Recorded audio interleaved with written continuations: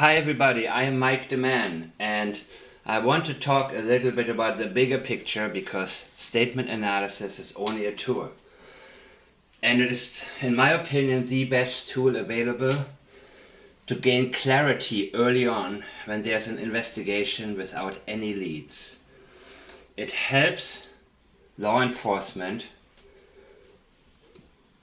to not only focus on people who show deception within their statements, look deeper into them, but also to eliminate certain people, which is a huge part because you have always, no, not always, sorry, you often have a large pool of people of interest in a case, and it gets very easy to start with speculations. We see that on an everyday basis in crime-based communities where people argue their theories, which I don't do.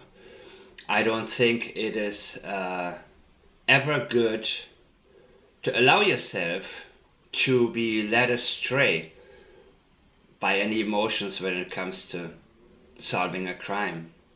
You need distance, emotional distance from every single case. So team this, team Chris, team Katie, team blah blah blah, team Seth. Let me talk about Seth real quick because I never said Seth was a great father. I haven't said he was a bad father either. I am interested in only one thing, and that is solving the case. I have looked at Seth's statements, who is Sebastian Rogers' biological father, and they came up clean. I mean, there was no indication of deception. There was no sign of knowledge what happened to his son. He's made a few guesses. The statements where he proposes his thoughts, such as Katie may have over-medicated him, they were based on his experience that she had medicated Sebastian before to go to sleep. That area has also been shown to be a very sensitive subject to Chris Proudfoot, who claims he cannot speak about what Sebastian took that night due to HIPAA violations, potential HIPAA violations. So, as I have stated before, it's what they don't say many times. Katie Proudfoot taking the fifth. Very telling, very telling. She knows she's told us too much. I've shown you in a video named Duping Delight. If you haven't seen it, check it out on my channel. Duping Delight. Body language is a real thing, but it cannot be defined by strict rules as statement analysis can be, at least not yet.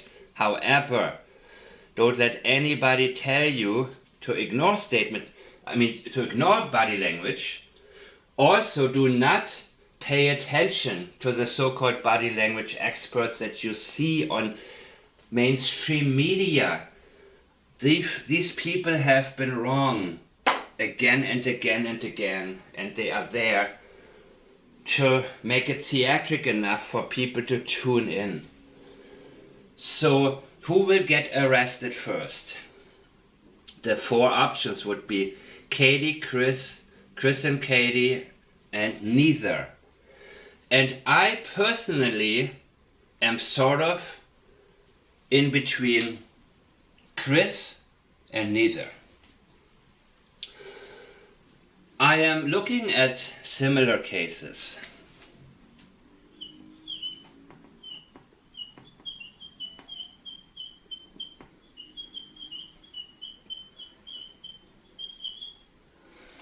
Darlie Routier. She was convicted of killing one of her sons. There were two murders in the house but she was only convicted, they only had the evidence to convict for one. She's on death row currently. That was one of the first cases I'd ever looked at. And I was overwhelmed by what the statements of hers indicated. And when I looked at the evidence, the physical evidence, and that was equally overwhelming. So never have tunnel vision. Verify physical evidence with statement analysis and vice versa. Now, interesting about the case, it didn't go nowhere, despite physical evidence.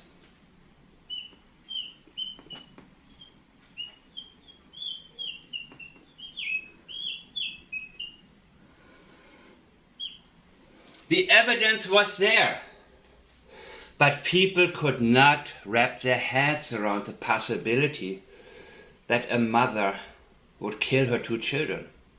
And there wasn't a motive.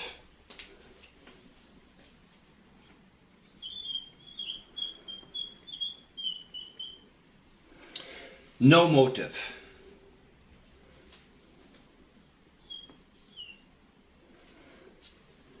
What else do you need for a case?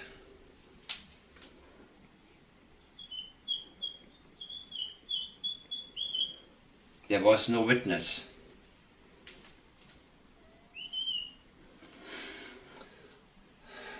But there was physical evidence.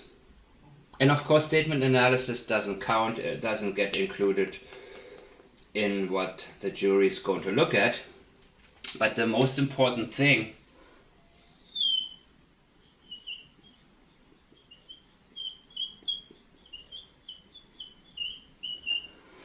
the overall perception was no.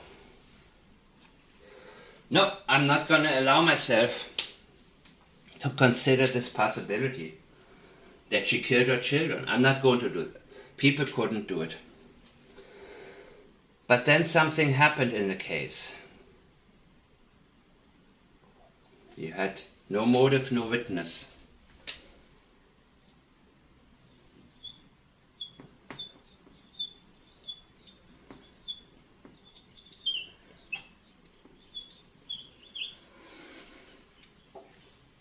A birthday party for her sons 8 days after the killing was videotaped. I believe she was at the gravesite and she was doing silly strings. You can look it up, Darlie Routier silly string video. You can see it for yourself. They got to see that. All of a sudden what changed was the perception.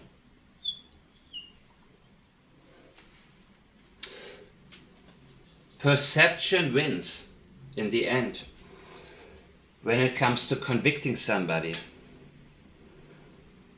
And in my opinion, it may not be easy to convict the person or the people responsible. In the case of Sebastian Rogers' disappearance. Let's compare this list to Katie. Evidence? No. Well, yes, but we don't know what they have and how strong it is. Motive? It doesn't have to mean that this is a motive that you can relate to. A motive has to be a motive to the person who has a motive. Chris Proudfoot saying to Katie over and over again, it's me or him. He wanted his daughter to move in with them. He was serious about the custody battle, and he also said, I will not let Sebastian around my daughter. He made that very clear.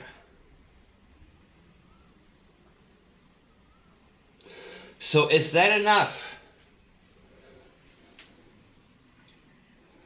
to sway the perception of a potential jury? What they need is a witness.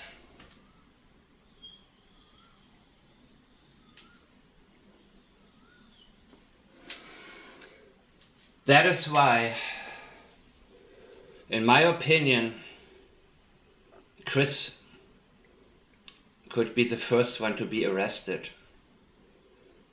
offered a deal to get Katie. The other option that I'm looking at would be neither.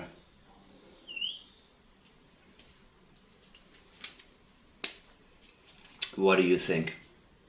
What will happen?